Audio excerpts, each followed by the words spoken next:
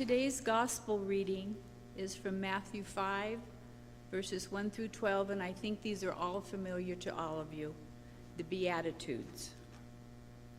When Jesus saw the crowds, he went up the mountain, and after he sat down, his disciples came to him.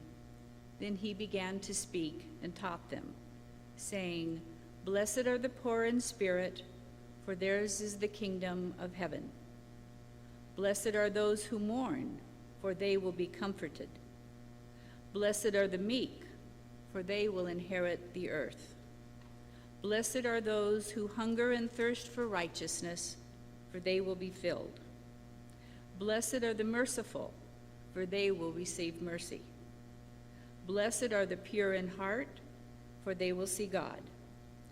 Blessed are the peacemakers, for they will be called children of God. Blessed are those who are persecuted for righteousness' sake, for theirs is the kingdom of heaven. Blessed are you when people revile you and persecute you and utter all kinds of evil against you falsely on my account. Rejoice and be glad, for your reward is great in heaven, for in the same way they persecuted the prophets who were before you." The word of the Lord.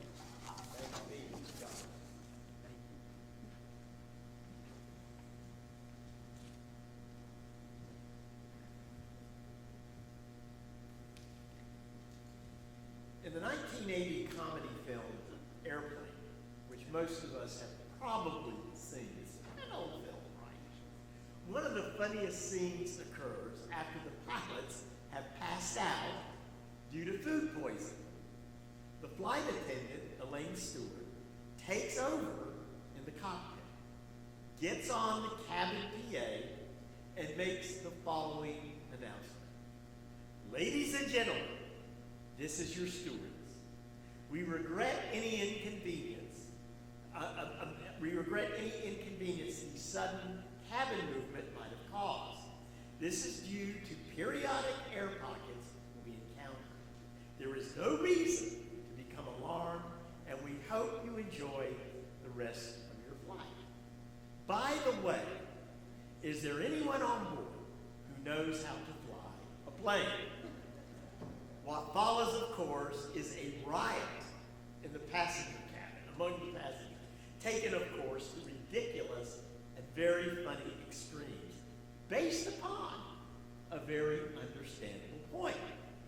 Would you get on a passenger plane if the only qualifications for those in the cockpit that you were aware of was they can fly, as opposed to being airline pilots? That question captures the difference between doing something and being something. And that difference can be significant in almost every area of life. There is a difference between someone who can teach and being a teacher. There is a difference between someone who knows first aid and being an EMT. There is a difference between someone who knows how to stop a leak in a kitchen sink and being a plumber. And it's as many do-it-yourself repairs have demonstrated. In the Beatitudes of Jesus, we see the crucial difference between doing religion and being in a relationship with God.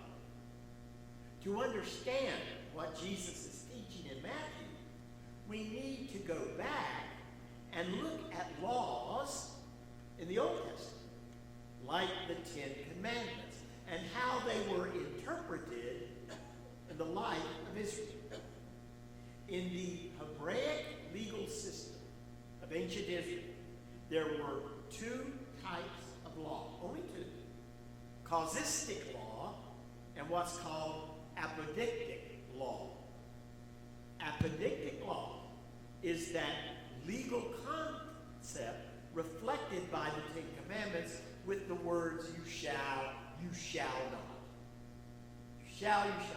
They are legal demands that set a standard usually defined by reward, punishment. Causistic law, compromise statutes that were expressed in the conditional voice, if, then, allowing moral principles to be applied to right or wrong in specific situations. It was about ethics. What is ethics? The moral principle was usually established by precedent rather than decree. Let me give you an example. One example is when David and his rebellious army are fleeing from Saul, who's seeking to kill them. David asks for food for himself and his starving supporters from the priest Ahimelech at Nob, who at first denies him because the only food available is the holy bread, and it can only be given to men who have consecrated themselves. David lies and says he and his men have done so, and the priest gives the bread to him. And in that story, and in the whole Old Testament, David is never criticized, ever, for using the bread in this way, since it is for survival. It's for survival. It's for feeding the hungry. But even the you shalls and the you shall nots of the Ten Commandments and similar laws had a pragmatic purpose above and beyond the restrictions of the laws themselves. They were for the overall purpose of fashioning a people in right relationship with their Creator. That is why the prophets proclaimed that the Messiah would not come as a lawgiver or even a lawdoer in the sense of legalistic obedience to Israel's statutes. Rather, the Messiah would be the living embodiment of the law and teach all who believe how to have a right relationship with the Creator. And what does that mean? A right relationship. In the New Testament, the nature of that relationship was summarized as spiritual love, agape. And we see that in passages such as 1 Corinthians 13, the famous love passage, written by the Apostle Paul. If I speak in the tongues of mortals and of angels, but do not have love, I am nothing. If I give away all my possessions, but do not have love, I gain nothing. If 1 Corinthians 13 shows us the nature of our right relationship with God as love, in the Beatitudes, Jesus shows us the way of life that emerges from that love, which can be summarized in one word: humility. Humility. Jesus teaches this not by telling us what believers are to do or not to do, but instead by revealing the simple blessings, the blessings of belief. The religion of Israel, the religion in which Jesus was raised, the religion in which his followers were steeped, traditionally defined the blessings of God in material terms, right? Wealth, health, power, success, and all the other acquisitions of life that still define human happiness today, even today. That has not changed. But the Beatitudes radically changed Israel's understanding of what it meant to be blessed by God, showing blessing as a result of relationship and not assets This understanding of blessing became real to me yesterday as I was writing this sermon when I received a call from my daughter in Austin. Well, that's a call, but Patty texted me. She didn't call. She texted me that her car had suddenly stalled for no apparent reason as she was parking at a nearby drugstore on the way to an optometrist appointment. She stopped there. The car stalled. She had to kind of roll over to the side. Then she pushed the button and it cranked again. Patty was, of course, upset. Not just because her car had stalled, but because she might miss an eye exam, a really important one, because she had been suffering from some headaches.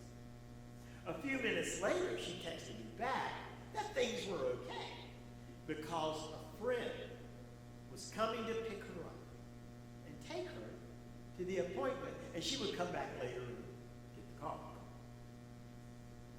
Afterwards, I thought to myself, which was the true blessing? To have a car, or to have a friend to help you when the car doesn't run? I thought about that. I think that is the point that Jesus is making in Matthew 5. Blessed are the poor in spirit. Blessed are those who mourn. Blessed are the meek. Blessed are those who hunger and thirst for righteousness. Blessed are the merciful. Blessed are the pure in heart.